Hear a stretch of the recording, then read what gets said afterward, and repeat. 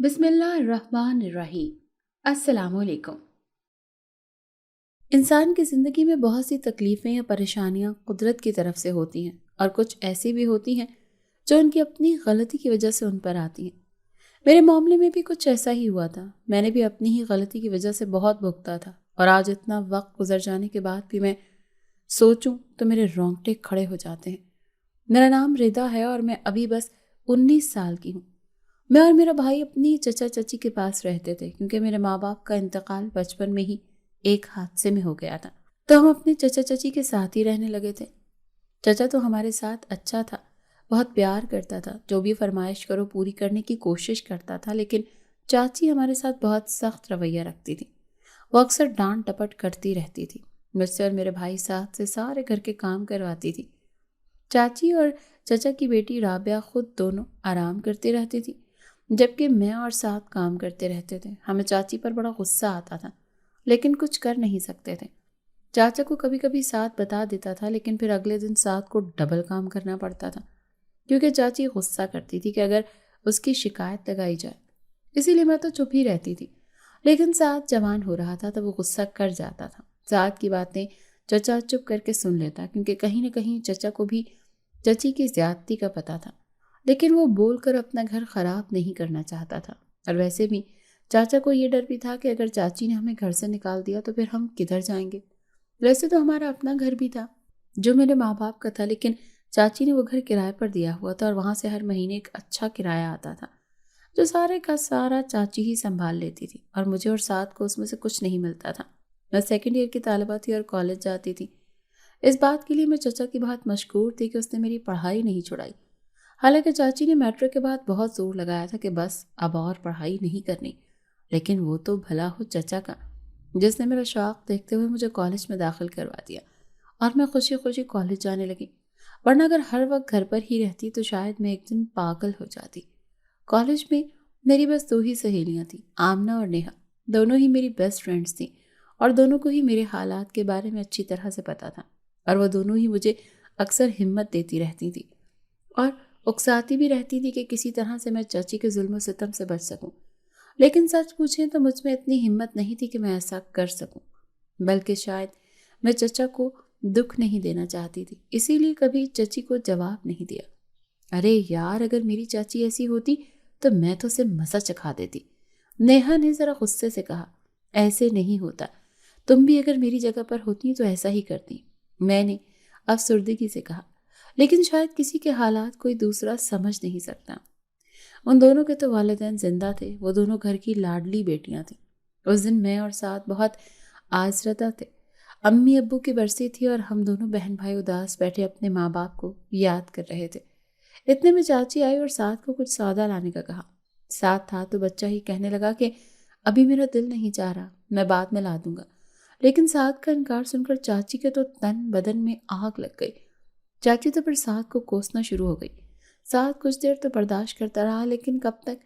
آخرکار وہ چاچی کو دو بدو جواب دینے لگا، اور دونوں کی لڑائی شدت اختیار کر گئی۔ میں نے ساتھ کو بہت چپ کرانے کی کوشش کی، لیکن چپ نہیں ہوا، اور چاچی کے ساتھ برابر مقابلہ کرتا رہا۔ آخرکار چاچی کے صبر کا پیمانہ لبریز ہو گیا، اور چاچی نے ساتھ کو ایک زوردار تھپڑ مار دیا۔ ساتھ تو جیسے غم و غصے سے پاگل ہو گیا، لیکن خود پر کنٹرول کرتے ہوئے وہ غصے سے گھر سے باہر نکل گیا۔ میں تعصب سے چاچی کو دیکھتی رہ گئی۔ چاچی اس کے کافی دیر بعد بھی بڑبڑاتی رہی، لیکن مجھے تو ساتھ کی فکر کھائے جا رہی تھی۔ اب 3 گھنٹے سے زیادہ کا وقت ہو گیا تھا اور ساتھ کا کچھ پتہ نہیں تھا۔ میں نے چاچی سے بھی کہا کہ ایک بار باہر سے پتہ کرائیں، لیکن وہ تو الٹا مجھے ہی ڈانٹنے لگی۔ اب اس کے سوا کوئی چارہ نہیں تھا کہ میں چچا کا انتظار کرتی۔ میرا ایک ایک پل بھاری گزر رہا تھا۔ خدا خدا کر کے چچا آئے تو میں نے انہیں ساتھ کو ڈھونڈنے کا کہا۔ چچا الٹے پیروں پریشانی سے ساتھ کو ڈھونڈنے نکل کھڑے ہوئے۔ پیچھے میرا دعائیں مانگ مانگ کر حلق خشک ہو رہا تھا۔ بے شک 1 گھنٹے کے طویل انتظار کے بعد چچا ساتھ کو ساتھ لے کر آئے۔ میں بھاگ کر اس کے ساتھ جا لگی۔ سارے دن کی پریشانی اب آنسوں کی شکل میں بہہ رہی تھی۔ اگلے دن میری اداس شکل دیکھ کر نیہا اور آمنہ نے پوچھ پوچھ کر میرا سر کھا لیا تھا۔ مجھے بھی کسی کے آگے دل ہلکا کرنا تھا، تو اسی لیے ان کو سب کچھ بتا دیا۔ یہ سب سن کر وہ بھی بہت پریشان ہوئی اور افسوس کرنے لگی۔ کاش میں تمہارے لیے کچھ کر سکتی، نیہا نے اداسی بھرے لہجے میں کہا تو میں بھی اداسی سے مسکرا دی۔ میرے پاس ایک حل ہے، اچانک آمنہ نے سر اٹھا کر کہا۔ میں نے چونک کر اسے دیکھا لیکن کچھ بولی نہیں۔ وہ کیا ہے؟ نیہا نے پرجوش ہو کر پوچھا۔ پھر آمنہ نے جو حل بتایا اسے سن کر تو میرے ہوش اڑ گئے۔ میں بے حد خوفزدہ ہو گئی۔ نہیں، میں ایسا نہیں کر سکتی، مجھ سے نہیں ہوگا، میں نے نفی میں سر ہلاتے ہوئے کہا۔ تم زندگی میں کچھ کرو گی بھی کہ نہیں؟ ابھی بھی وقت ہے، کچھ کر لو ورنہ ساری زندگی ایسے ہی رہو گی۔ آمنہ نے تھوڑا غصے سے کہا تو میں چپ کر گئی۔ مجھ سے تو یہ نہیں ہونا، پھر میں کیسے کہہ دیتی؟ میں گھر آ کر بھی الجھی رہی تھی اور میرا پکا ارادہ تھا کہ میں ایسا کچھ نہیں کر سکتی۔ کہ اس دن ایک ایسی بات ہو گئی جس نے مجھے میرا ارادہ بدلنے پر مجبور کر دیا، اور میں وہ کام کرنے کا ارادہ کر چکی تھی جو پہلے کرنا نہیں چاہتی تھی۔ ہوا کچھ یوں کہ چاچی کی بیٹی رابعہ نے سعد کو کوئی کام بولا، سعد نے کرنے سے انکار کر دیا۔ بس پھر پہلے رابعہ کتنی دیر سعد کو برا بھلا کہتی رہی، گالی گلوچ دیتی رہی، اور پھر چاچی شروع ہو گئی اور آخر میں بات پھر ایک تھپڑ پر آ کر رکی۔ میں سناٹے میں رہ گئی۔ سعد آگے سے ہاتھ اٹھاتا رہ گیا۔ میں نے اسے بازو سے پکڑ کر باہر نکال دیا۔ اگر تو وہ چاچی یا رابعہ پر ہاتھ اٹھا دیتا تو قیامت آ جاتی، لیکن آج جو کچھ ہوا وہ اچھا نہیں ہوا تھا۔ چچا جب آیا تو رابعہ اور چاچی نے ایک کی چار لگا کر بتائیں۔ چچا خاموشی سے سنتا رہا۔ مجھے دکھ بھی ہو رہا تھا کہ روز روز چچا کو ہماری وجہ سے یہ سب برداشت کرنا پڑتا ہے۔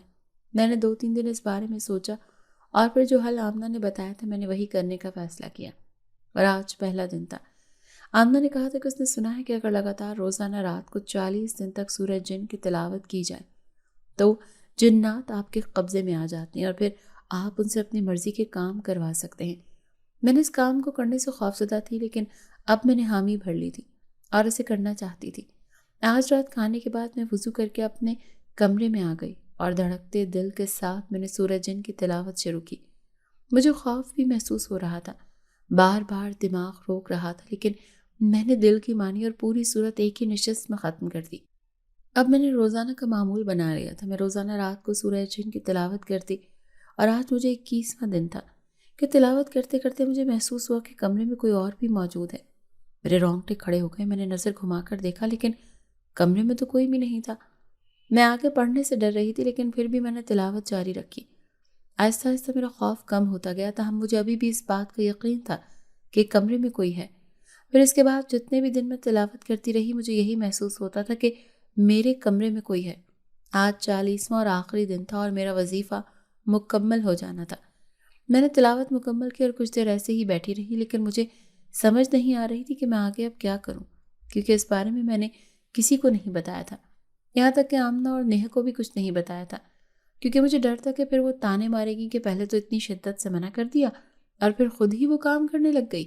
اسی لیے مجھے اگلا قدم سمجھ نہیں آ رہا تھا کہ کیا کرنا ہے۔ میں کچھ دیر اسی طرح سے بیٹھی رہی کہ شاید کوئی حرکت ہو، یا چراغ کے جن کی طرح کوئی جن آ کر مجھ سے پوچھے کہ کیا حکم ہے میرے آقا، لیکن ایسا کچھ بھی نہیں ہوا اور میں مایوس سی سونے کے لیے لیٹ گئی۔ ابھی مجھے لیٹے ہوئے کچھ ہی دیر گزری تھی کہ مجھے محسوس ہوا کہ میرے ساتھ آ کر کوئی لیٹا ہے۔ میں ایک دم اٹھ کر بیٹھ گئی۔ میں نے اپنی سائٹ پر دیکھا لیکن مجھے تو کوئی نظر نہیں آیا۔ میں اپنا وہم سمجھ کر دوبارہ لیٹ گئی کہ کچھ دیر کے بعد مجھے آواز آئی، ردا، ردا۔ کوئی میرا نام ہولے ہولے پکار رہا تھا۔ مجھے اب گھبراہٹ ہونے لگی۔ میں اٹھ کر بیٹھ گئی اور آواز دے کر پوچھا، کون ہو تم؟ سامنے کیوں نہیں آ رہے؟ میں نے ذرا خوف بھرے لہجے میں پوچھا۔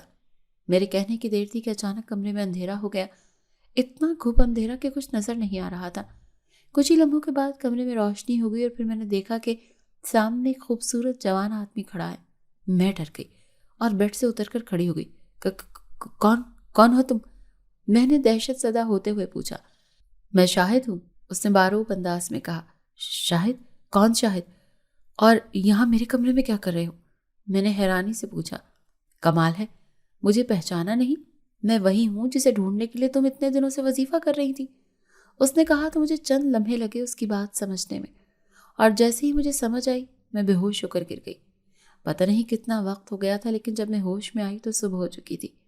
مجھے کچھ وقت لگا اپنے حواسوں کو بحال کرنے میں، لیکن جب مجھے رات کا واقعہ یاد آیا تو میں نے خوف سے پھر اپنے ارد گرد دیکھا، لیکن وہاں پر تو کوئی بھی نہیں تھا۔ میں اٹھ کر کمرے سے باہر آ گئی، جہاں چاچی نے الگ ہی شور مچایا ہوا تھا، کیونکہ آج مجھے اٹھنے میں دیر ہو گئی تھی۔ تو چاچی غصہ کر رہی تھی کہ ابھی تک ناشتہ تیار نہیں ہوا، اور میں جلدی سے کچن میں جا کر ناشتہ بنانے کھڑی ہو گئی۔ مجھے چاچی کے غصے سے ڈر لگتا تھا، کیونکہ اس طرح ساتھ بھی غصہ کرتا تھا اور ماحول بھی خراب ہوتا تھا۔ میں جلدی جلدی ناشتہ بنایا اور چائے رکھ کر واپس پلٹی، لیکن یہ کیا؟ ناشتہ تو وہاں موجود ہی نہیں تھا۔ میں نے حیران ہو کر ادھر ادھر دیکھا، لیکن کہیں پر بھی پلیٹ نظر نہیں آئی۔ باہر سے پھر چاچی کی آواز آئی تو میں نے دوبارہ ناشتہ بنایا اور چاچی کو دینے چلی آئی۔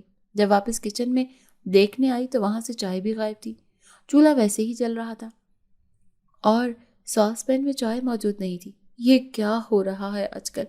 میں نے حیران اور پریشان ہوتے ہوئے اپنے آپ میں کہا۔ میرا دھیان بار بار رات والی بات کی طرف جا رہا تھا اور میں اس سے خوفزدہ ہو رہی تھی۔ سارا دن میں اسی کیفیت میں رہی۔ سعد نے پوچھا بھی کہ کیا بات ہے، لیکن میں نے اسے ٹال دیا کیونکہ مجھے اب خود پتہ نہیں تھا کہ یہ ہو کیا رہا ہے۔ رات میں کمرے میں جانے سے ڈر رہی تھی، لیکن جانا تو تھا ہی۔ میں کمرے میں جا کر بیڈ پر لیٹ گئی، لیکن نیند آنکھوں سے ابھی کوسوں دور تھی۔ اسی طرح سوئی جاگی کیفیت میں پھر مجھے محسوس ہوا جیسے کمرے میں کوئی داخل ہوا ہے اور آ کر بیڈ پر بیٹھ گیا۔ میں یکدم گھبرا کر اٹھی۔ ارد گرد دیکھنے پر جب کچھ نظر نہ آیا تو میں نے پوچھا، کیا تم شاہد ہو؟ میرے پوچھنے پر وہ ایک دم سامنے آ گیا۔ ہاں میں شاہد ہوں، اس نے سامنے آ کر جواب دیا۔ تم میرے پیچھے کیوں ہو؟ کیوں مجھے تنگ کر رہے ہو؟ میں نے ڈر کر کہا۔ میں نہیں، تم نے مجھے بلایا ہے اور میں تو تمہارا خیر خواہ ہوں، اس نے جواب دیا۔ لیکن مجھے تو اپنے کاموں کے لیے کوئی جن چاہیے تھا جو چاچی کے ظلم سے بھی مجھے چھٹکارا دلا سکے، میں نے بے بسی سے کہا۔ میں اب آ گیا ہوں تو کہیں نہیں جاؤں گا، اس نے آگے سے جواب دیا۔ لیکن مجھے تو اس سے ڈر ہی لگ رہا تھا۔ ساری رات میری اسی طرح گزر گئی۔ سب میں معمول کی طرح کاموں میں لگ گئی۔ کچن میں کام کرتے ہوئے مجھ سے ایک گلاس ٹوٹ گیا۔ یہ گلاس چاچی کے جہیز کا تھا۔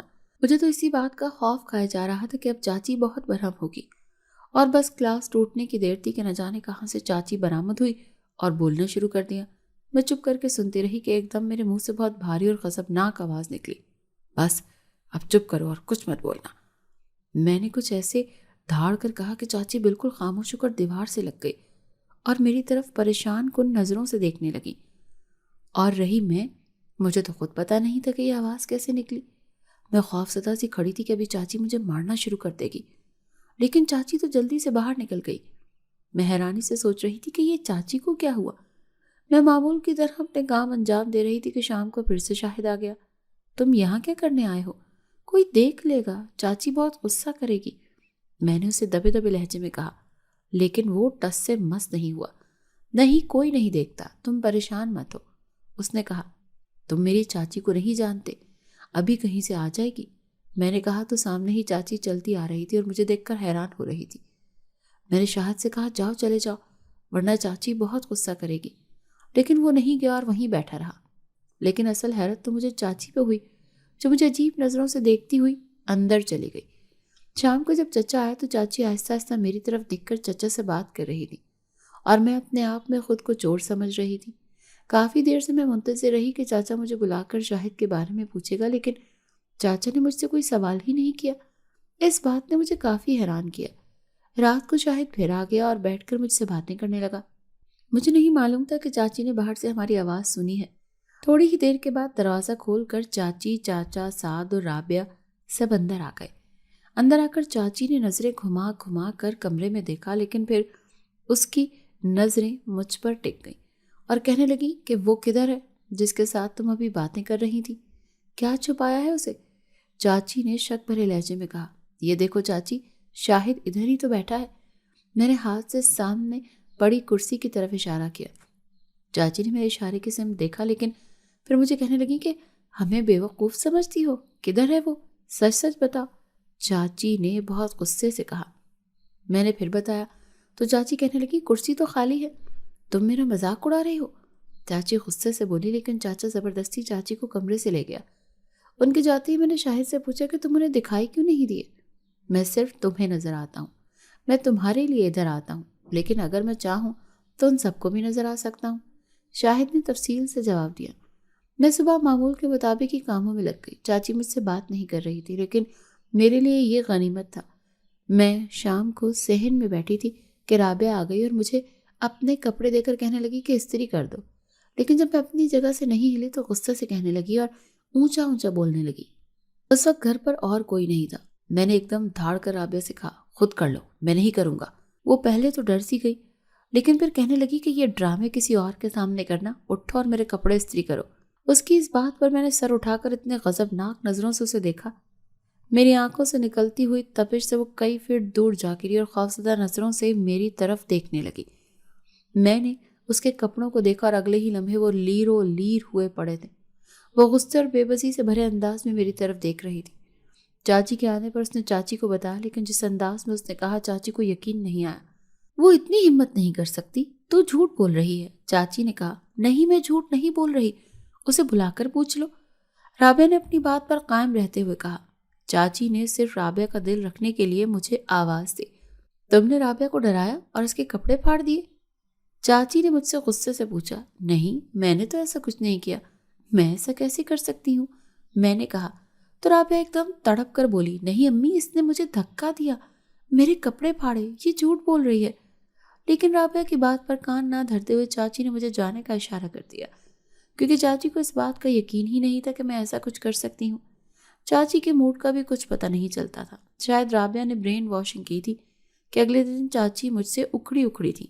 میں اپنے کاموں میں مصروف تھی، لیکن چاچی بات بے بات مجھ پر غصہ کر رہی تھی کہ پھر چاچی نے میرے ماں باپ پر رکھ کر بات کی تو میں ایک دم سے غضبناک ہو گئی۔ تمہیں پہلے بھی منع کیا تھا، خبردار آئندہ مت کہنا، لیکن تم باز نہیں آئی، میں نے بھاری آواز میں چلاتے ہوئے کہا۔ میری آنکھوں سے شعلے نکل رہے تھے اور غصے سے میرا برا حال تھا کہ ایک دم نہ جانے مجھ میں کیسے اتنی طاقت آ گئی۔ میں نے چاچی کو اٹھا کر نیچے پٹک دیا اور غصے سے اس کے اوپر بیٹھ کر اسے مارنا شروع کر دیا۔ چاچی کی چیخوں سے میں جیسے ہوش میں آ گئی۔ چاچی نیچے گرے ہوئی تھی اور میں ایک طرف کھڑی تھی کہ اب کیا ہوگا۔ رابعہ نے ہی اندر آ کر چاچی کو اٹھایا اور مجھے برا بھلا کہتی چاچی کو لے کر اندر چلی گئی۔ شام کو چچا کے آنے پر ایک نئی عدالت سجی ہوئی تھی۔ چاچی کا کہنا تھا کہ مجھ پر جنات کا سایہ ہے، تو وہ اب مجھے اپنے گھر میں برداشت نہیں کریں گے، بلکہ ہمیں اب اپنے ماں باپ کے گھر چلے جانا چاہیے۔ چچا نے چاچی کو بہت سمجھانے کی کوشش کی، لیکن چاچی اپنی ضد پر اڑی رہی۔ سو چچا کو ہتھیار ڈالنا پڑے اور 1 ماہ کا نوٹس ہمارے کرایہ داروں کو دے دیا گیا۔ جیسے ہی وہ خالی کرتے ہیں، میں نے اور ساتھ میں ادھر شفٹ ہو جانا تھا۔ ہم دونوں بہن بھائی بہت خوش تھے کہ آخرکار اس مصیبت سے ہماری جان چھوٹنے لگی تھی، لیکن مجھے نہیں پتا تھا کہ میں اس سے بڑی مصیبت میں گرفتار ہونے جا رہی تھی۔ 1 ماہ تو پلک جھپکتے ہی گزر گیا تھا اور آج ہم اپنے گھر شفٹ ہو رہے تھے۔ کرایہ دار چلے گئے تھے اور چاچا نے وہاں کی صفائی بھی کروا دی تھی اور ضرورت کی ہر چیز رکھوا دی تھی۔ آج آخری دن کے موقع پر میں نے شاہد سے کہہ دیا تھا کہ اب تم واپس چلے جاؤ، کیونکہ اسے بلانے کا میرا مقصد پورا ہو گیا ہے، اسی لیے میں نے اسے جانے کا کہہ دیا۔ ہم لوگ شفٹ ہو گئے تھے۔ سارا دن سامان ہم نے ایک ہی دن میں شفٹ کر لیا۔ میں اور ساتھ بہت خوش تھے۔ اپنے گھر کا احساس بہت انوکھا محسوس ہو رہا تھا۔ میں شاہد کی بہت مشکور تھی جس نے ہمارا اتنا بڑا مسئلہ حل کر دیا تھا۔ رات کو جب میں سونے کے لیے لیٹی تو پھر سے شاہد کمرے میں آ گیا۔ یہ کیا؟ میں نے تمہیں منع کیا تھا کہ اب تم میرے پیچھے مت آنا، لیکن تم تو جان ہی نہیں چھوڑ رہے۔ جاؤ واپس اپنی دنیا میں چلے جاؤ، میں نے غصے سے اسے کہا، لیکن میرا یہ کہنا تھا اس پہ غضب ڈھا گیا۔ وہ ایک دم اپنے اصلی روپ میں آ کر غصے سے چلایا۔ میں تمہاری مرضی سے آیا تھا، لیکن اب واپس اپنی مرضی سے جاؤں گا۔ اس کا اصلی روپ اتنا خوفناک ہو سکتا ہے، میں تو سوچ بھی نہیں سکتی تھی۔ میں بے ہوش ہو کر گر گئی۔ مجھے جب ہوش آیا تو اس دوران کیا ہوا مجھے کچھ یاد نہیں۔ میں نے صبح 7 کو سب کچھ بتا دیا، لیکن اس نے تو الٹا میرا ہی مذاق بنا دیا کہ ایسا کچھ نہیں ہوتا۔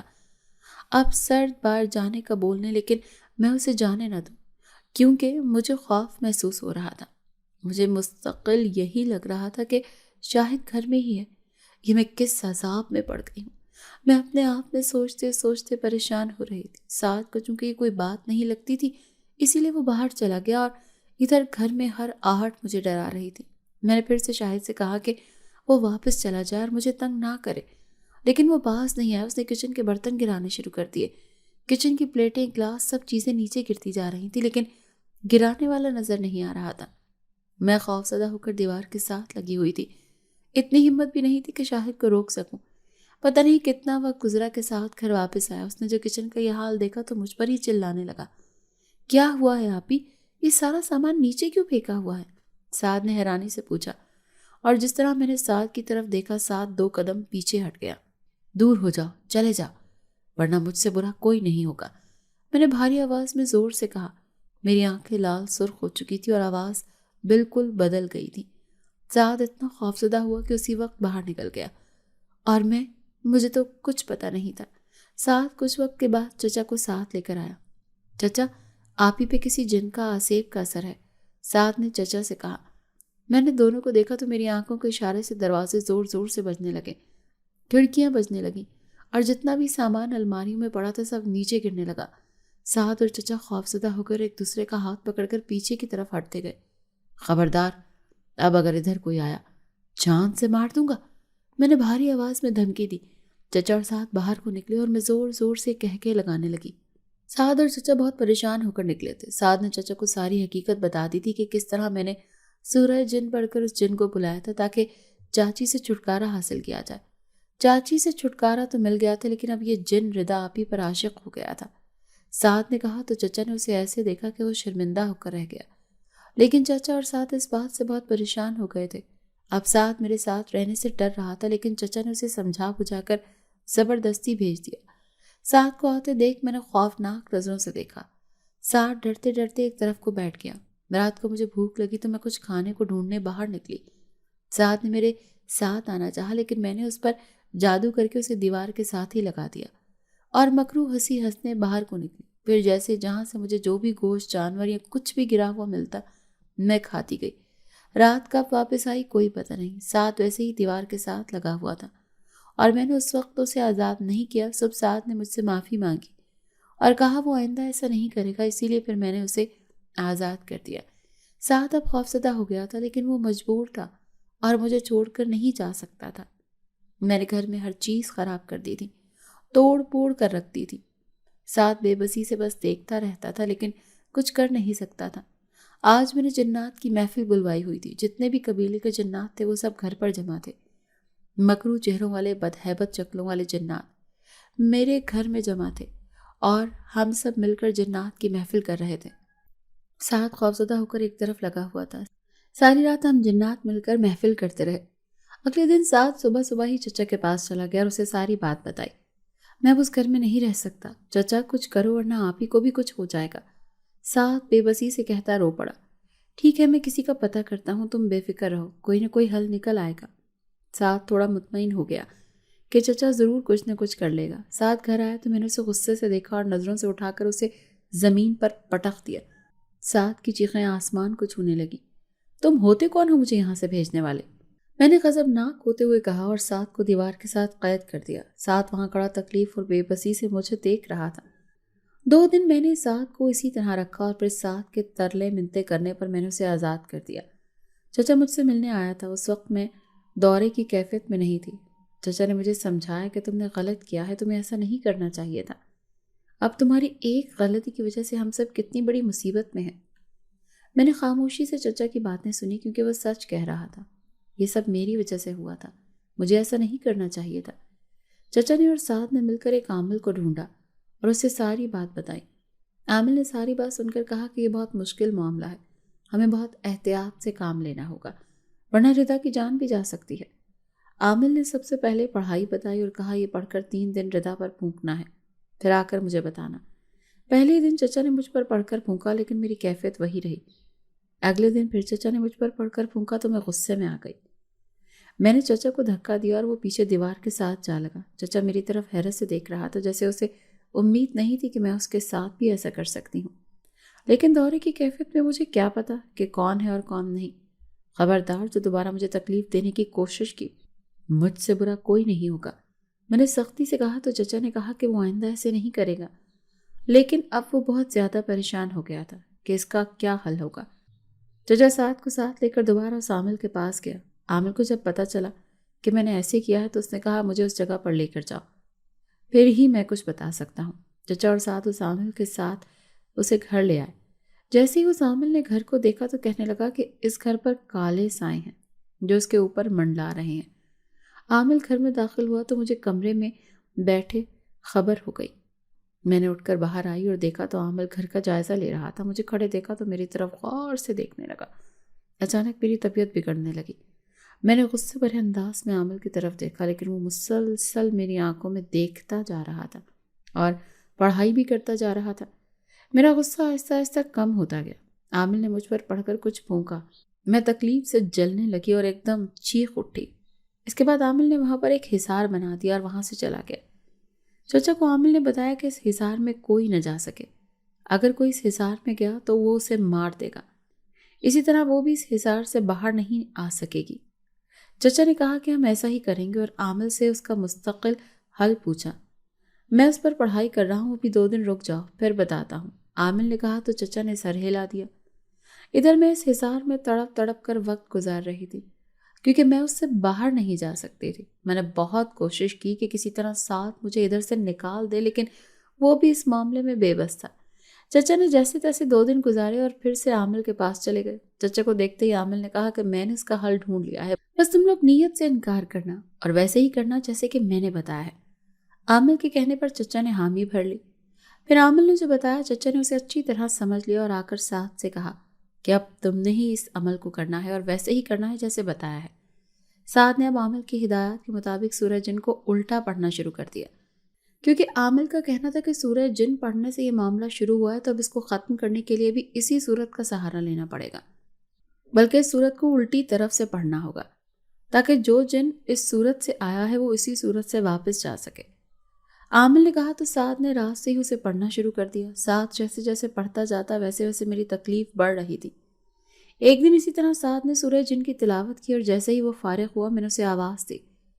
وہ میری تکلیف سے بھری آواز سن کر میری طرف آیا تو وہاں سے حصار تھوڑا سا کھلا رہ گیا تھا۔ میں نے سعد کو وہاں قید کیا اور خود وہاں سے نکل آئی۔ ساری رات میں باہر گلیوں میں ہی کہیں پھرتی رہی۔ دورے کی کیفیت میں مجھے کچھ سمجھ نہیں آ رہی تھی اور پھر صبح ہوتے ہی میں گھر آ گئی۔ سعد ابھی بھی وہیں تھا۔ چچا دوپہر کو آیا تو اس نے دیکھا کہ میں حصار سے باہر نکلی ہوئی ہوں تو وہ بہت پریشان ہوا۔ اس نے سعد کو دیکھا کہ وہ ادھر قید ہے۔ اس نے اسی وقت عامل کو بلوایا۔ عامل نے کہا میں اسے دوبارہ قید کر دیتا ہوں، لیکن اس کی نوبت ہی نہیں آئی۔ میں نے عامل پر حملہ کر دیا اور اس کے بازو پر کاٹ لیا۔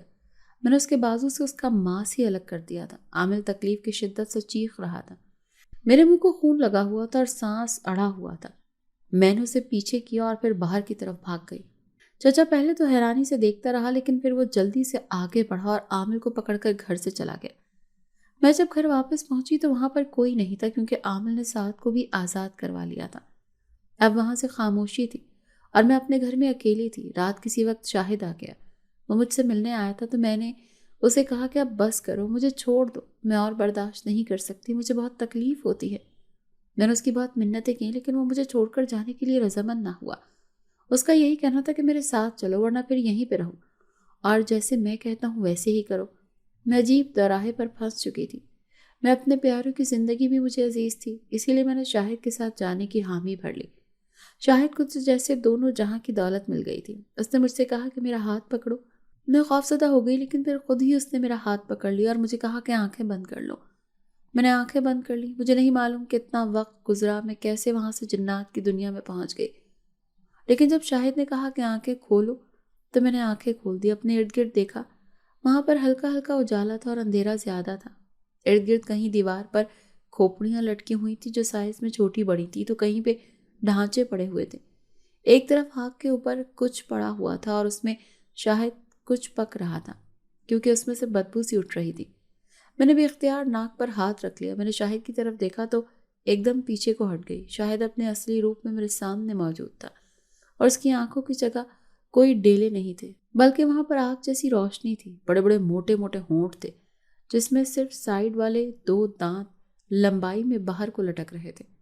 شاہد کے دونوں کان سر پر لگے ہوئے تھے اور سر پر بالوں کی جگہ اس نے موتیوں کا کچھ پہنا ہوا تھا۔ لمبے لمبے ہاتھ تھے جس میں پینسل جیسی باریک باریک انگلیاں تھیں اور شاید تعداد میں بھی 10 تھیں۔ میں نے اسے دیکھ کر خوف سے کانپ گئی۔ میں نے پھر اسے کہا کہ مجھے چھوڑ دو، مجھے جانے دو، لیکن وہ غصے میں آ گیا۔ اس کی آنکھوں سے آگ کی لپٹیں نکلنے لگیں جس میں سے ایک لپٹ نے مجھے اپنی لپیٹ میں لے لیا۔ میں چلنے لگی تھی، مجھے درد ہو رہا تھا، میں چلانے لگی تھی لیکن شاہد نے میری ایک نہیں سنی۔ کتنی ہی دیر بعد میری آہوں اور چیخوں سے تنگ آ کر اس نے مجھے چھوڑ دیا۔ میں بے دم ہو کر گر پڑی۔ مجھے خبر نہیں تھی کہ پیچھے سے سعد اور چچا نے میری گمشدگی پر کیا کیا، لیکن اب میں یہاں آنے کے فیصلے پر پچھتا رہی تھی۔ میری گمشدگی پر کیا کیا؟ مجھے پچھتاوا ہو رہا تھا کہ میں نے غلط کر دیا۔ میں ادھر ایسے ہی پڑی ہوئی تھی، مجھے یہاں پر وقت کا اندازہ نہیں ہو رہا تھا۔ شاہد پھر آیا تھا اور مجھے کہہ رہا تھا کہ اب تمہیں اس دنیا سے کوئی نہیں نکال سکتا، تمہیں ہمیشہ یہیں پر رہنا ہے۔ شاہد تو چلا گیا، لیکن اس کے کچھ دیر بعد ایک بدصورت شکل والی چڑیل آئی تھی۔ وہ کوئی کپڑے لے کر آئی تھی شاید، ساتھ ہڈیوں کے مالا پہنی ہوئی تھی۔ لباس کالے رنگ کا تھا جس کے اوپر شیطانی شکلیں بنی ہوئی تھی۔ آج تم یہ لباس پہن لو، آج جنات کے قبیلے میں ایک شادی ہے تو تمہیں بھی شادی میں شریک ہونا ہے۔ اس کی آواز سیٹی کی طرح کی تھی اور وہ بہت باروب انداز میں بول رہی تھی۔ میں نے اسے کہا میں نہیں جاؤں گی، لیکن اس نے میری طرف ایسے غور سے دیکھا تو مجھے ایسے جھٹکے لگنے لگے جیسے کہ کرنٹ لگتے ہیں۔ تکلیف سے چلانے لگی تو اس نے یہ جھٹکے روک دی اور کہنے لگی کہ اب آئندہ کسی بات سے اختلاف نہیں کرنا، اب تمہیں یہیں رہنا ہے تو یہاں کے قانون سمجھ لو اور انہی کے مطابق رہو۔ اس چڑیل نے بہت بیہودہ انداز میں کہا اور میں کچھ نہ کہہ سکی۔ مجھے اب وہی کرنا تھا جو وہ لوگ چاہتے تھے یا جیسے ان کے قانون تھے۔ میں نے وہ چوغا نما لباس پہن لیا اور وہ ہڈیوں کی لمبی لمبی مالائیں بھی پہن لی تھیں۔ شام کو شاہد آیا تو اس نے مجھے ایک سرخ رنگ کا سکارف دے دیا جو کہ بالوں کو باندھنے کے کام آتا تھا، اور کہا کہ اس سے آدھے بال باندھ کر آدھے سر کو لپیٹ لو۔ میں نے ویسا ہی کیا تو وہ مجھے اپنے ساتھ باہر لے آیا۔ باہر کی دنیا ہی کچھ اور تھی۔ یہاں پر ایک طرف جنات اور دوسری طرف جننیاں اور چڑیلیں کھڑی تھیں۔ ان سب کے ہاتھوں میں مختلف چیزیں پکڑی ہوئی تھیں۔ شاید مجھے ان دونوں قطاروں کے درمیان سے گزارتے ہوئے آگے لے جا رہا تھا۔ آخر میں وہ مجھے ایک درخت کے نیچے لے گیا جس کے پتے سرخ رنگ کے تھے۔ اس پر جگہ جگہ سرخ کپڑا لٹکا ہوا تھا، جیسے کسی درگاہ پر کوئی منت کا درخت ہوتا ہے۔ میں حیرانی سے یہ سب کچھ دیکھ رہی تھی، لیکن سمجھنے سے قاصر تھی کہ آخر یہ ہو کیا رہا ہے، یہ سب کیا ہے۔ میں نے شاہد سے پوچھا، آج ہماری منگنی ہے، آج یہ سب ہماری منگنی کے لیے ہی تو اکٹھے ہوئے ہیں، اور جنات کے قبیلے کے اصولوں کے مطابق آج سے ٹھیک 1.25 مہینے بعد ہماری شادی ہے۔ شاہد نے کہا تو میں اسے ہکا بکا دیکھتی رہ گئی۔ میں یہ منگنی کیسے کر سکتی ہوں؟ میں انسان ہوں اور تم جن ہو، میں یہاں رہ بھی نہیں سکتی، مجھے واپس بھیجو، مجھے نہیں پتا، میں نے روتے ہوئے کہا۔ لیکن شاہد پر کوئی اثر ہی نہیں ہوا اور اسے مجھے سرخ رنگ کا دھاگا باندھ دیا۔ اس کا مطلب تھا کہ اب ہماری منگنی ہو گئی ہے۔ میں روتے ہوئے ان سب کو جشن مناتے ہوئے دیکھ رہی تھی۔ وہ ہولناک شکلوں والی خوفناک آوازوں میں گا رہے تھے۔ وہ ایسے گیت تھے جو کہ جنات کی خوشیوں میں گائے جاتے تھے۔ میں وہاں سے ادھر ہی واپس آ گئی جدھر شاہد مجھے پہلے دن لے کر آیا تھا۔ میرے دن رات اسی بے کیف کیفیت میں گزر رہے تھے۔ یہاں پر دن رات کا پتہ نہیں چلتا تھا۔ شاہد 2 دن سے یہاں آیا نہیں تھا۔ ہماری شادی کو چند دن ہی رہ گئے تھے اور وہ شاہد اسی میں مصروف تھا۔ میں سعد اور چچا کے بارے میں سوچتے سوچتے ہی سو گئی، اور جب میری آنکھ کھلی تو میں اپنے گھر میں تھی۔ میں نے 2-3 بار پلکوں کو جھپک کر دیکھا تو وہی منظر سامنے تھا۔ میں حیرانی سے اٹھی تو مجھے سعد اور چچا نظر آئے۔ وہ بھی مجھے دیکھ کر حیران بھی تھے اور خوش بھی تھے۔ میں جلدی سے اٹھ کر بیٹھ گئی۔ سعد، چچا جی، میں نے حیرانی سے پوچھا تو دونوں نے خوشی سے سر ہلا دیا۔ میں یہاں کیسے واپس آئی؟ میں نے حیرانی اور خوشی کے ملے جلے جذبات سے کہا۔ بس آپی، بہت لمبی کہانی ہے، سعد نے کہا تو میں جلدی سے اٹھ کر بیٹھ گئی۔ مجھے بتاؤ کیا ہوا تھا، میں کیسے واپس آئی؟ سعد ایک لمبا سانس بھر کر میرے ساتھ ہی بیٹھ گیا۔ اس رات جب تم غائب ہوئی تھی اور میں اس دیوار کے ساتھ قید تھا تو صبح چچا آئے تو میں نے انہیں سب کچھ بتا دیا۔ چچا جی یہ سب سن کر بہت پریشان ہوئے اور اسی وقت جا کر عامل بابا کو لے کر آ گئے۔ عامل بابا نے آتے ہی عمل کر کے مجھے اس دیوار سے آزاد کروایا۔ پھر ہمیں تمہاری فکر ہو رہی تھی تو بابا جی سے کہا کہ تمہارے بارے میں پتہ کریں۔ ساتھ تفصیل سے بتا رہا تھا۔ پھر کیا ہوا؟ میں نے پوچھا۔ پھر بابا جی نے عمل کیا لیکن تمہاری کوئی خبر نہیں مل رہی تھی۔ ہم بہت پریشان تھے۔ بابا جی مسلسل 3 دن تک عمل کرتے رہے تو پھر تمہارا پتہ چلا۔ وہ جن تمہیں اپنے جن وادی میں لے گیا تھا جہاں پر تمہیں قید کر لیا تھا۔ ہم نے بابا جی سے پوچھا کہ اب کیا کریں، لیکن انہوں نے کہا کہ یہ کام میرے بس میں نہیں ہے اور اب میری حدود سے نکل گئے ہیں تو اب کچھ نہیں ہو سکتا۔ بابا جی کی بات سن کر ہم مایوس ہو گئے تھے، لیکن پھر بھی ایک امید کے تحت پوچھا کہ کوئی تو حل ہوگا۔ ہماری بات سن کر بابا جی سوچ میں پڑ گئے تھے اور پھر کہنے لگے، ایک بندہ ہے، وہ اب یہ کام چھوڑ چکا ہے، اس کا علم مجھ سے کہیں زیادہ ہے، اگر تم لوگ اس سے کسی طرح راضی کر لو تو وہ تمہارا کام کر دے گا۔ بابا جی نے ایک لنگڑی امید دلائی تھی۔ ہم نے بابا جی سے اس کا پتہ لایا اور میں اور چچا جی وہاں چلے گئے۔ وہ آدمی ایک سادہ سے گھر میں اکیلا رہتا تھا۔ میرے چچا جی نے اسے ساری بات بتائی اور اس کی منت کی کہ یہ کام کر دے۔ وہ پہلے تو رضامند نہیں ہوا تھا، لیکن اس کا کہنا تھا کہ میں یہ کام چھوڑ چکا ہوں کیونکہ ان ہوائی چیزوں نے میرے بھائی کو نقصان پہنچایا تھا، لیکن ہماری مجبوری اور مصیبت کو دیکھ کر وہ رضامند ہو گیا اور اس کام کو کرنے کی حامی بھر لی۔ اس نے کہا وہ یہ عمل اسی گھر میں کرے گا جہاں سے تم غائب ہوئی تھی۔ ہم اسے اسی گھر میں لے آئے۔ اس نے ہم سے کچھ سامان منگوایا، کچھ گوشت صدقے کے لیے کہا اور ساتھ ہی ساتھ اس نے الو کا گوشت منگوایا کہ یہ گوشت بھینٹ کرنا ہے، اور اس نے مجھ سے کہا کہ سورہ جن کو الٹا پڑھو، روزانہ رات کو ایک بار پڑھنا ہے۔ ہم نے ویسے ہی کرنا شروع کر دیا جیسے اس آدمی نے کہا تھا۔ وہ خود بھی چلے پر بیٹھ گیا تھا کہ ایک رات جب وہ چلہ کر رہا تھا تو ایک بڑی ساری چیل کی شکل کے جانور نے اس پر حملہ کیا۔ وہ اپنے ناخنوں کو اس کے چہرے اور جسم پر مار رہی تھی اور اسی کوشش میں تھی کہ کسی طرح سے اسے کاٹ لے، لیکن اس آدمی نے اسے گردن سے دبوچ لیا اور پکڑ کر گردن دھڑ سے الگ کر دی۔ وہ چیل کی شکل کا جانور کچھ دیر تڑپتا رہا اور پھر وہاں سے غائب ہو گیا۔ میں جب سورہ جن پڑھ رہا تھا تو 11واں دن تھا کہ میرے اوپر چھت والا پنکھا ایک دم سے آ کر گرا۔ وہ تو بھلا ہو چچا کا جس نے عین وقت پر مجھے دھکا دے کر پیچھے کو ہٹا دیا۔ اس آدمی پر بھی حملہ ہو چکا تھا اور میری جان پر بھی حملہ کیا جا چکا تھا، اسی لیے ہم نے یہی فیصلہ کیا کہ جلد از جلد اس معاملے کو ختم کیا جائے۔ اس آدمی نے مجھے اور چچا کو تعویذ دیا کہ یہ ہاتھ میں پکڑ لو تاکہ اگر عمل کے دوران کوئی حملہ ہو تو ہمیں کوئی نقصان نہ پہنچ سکے، لیکن اس دن تمہاری منگنی تھی تو ہمیں وہ عمل بیچ میں ہی چھوڑنا پڑا۔ پھر 2 دن کے بعد دوبارہ وہی عمل دہرایا تو آج تم ہمارے سامنے ہو۔ سعد نے تفصیل سے جواب دیا۔ لیکن پھر شاہد کا کیا ہوا؟ میں نے پوچھا۔ شاہد نے عمل کے دوران ہمیں بہت تنگ کرنے کی کوشش کی تھی، پھر مجبوراً بابا جی نے اسے سزا کے طور پر بوتل میں بند کر دیا اور وہ بوتل میں دریا میں بہا دی تھی۔ اب وہ ہم سے کہیں دور چلا گیا ہے۔ سعد کے بتانے پر میں نے سکھ کا سانس لیا۔ لیکن اب تم چچا چچی سے معافی مانگ لینا اور آئندہ ایسی کوئی بھی بے وقوفی مت کرنا جس کا خمیازہ بھگتنا پڑے۔ سعد نے سمجھداری سے کہا تو میں شرمندہ ہو گئی۔